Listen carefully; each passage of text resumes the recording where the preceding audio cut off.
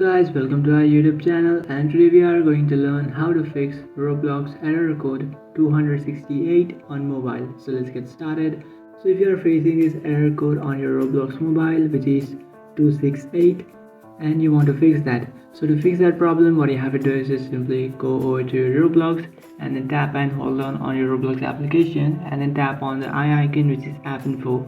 After tapping on that option, from here what you can do is just simply tap on storage and cache, and after tapping on storage and cache, just simply tap on clear cache, and from here what you have to do is just simply clear your cache. And now you just have to open up your Roblox and then log into your account and then check if you are facing the error code.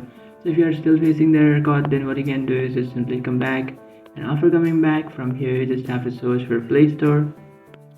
After searching for Play Store, now in search bar you have to search for Roblox.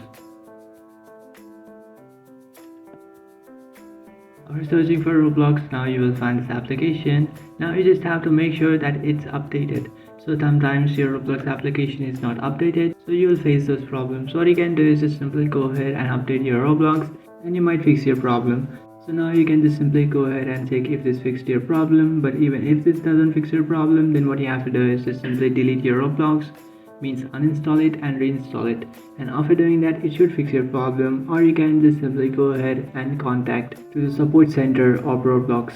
So just simply go ahead and report a problem that you're facing this error code, and they will provide you the information about that following error code, and you can just simply go ahead and fix that problem. So that's it guys, this is how to fix Roblox error code 268 on mobile. If you find this video helpful, don't forget to like and subscribe to our channel. If you have any doubts, feel free to comment below. Thanks for watching.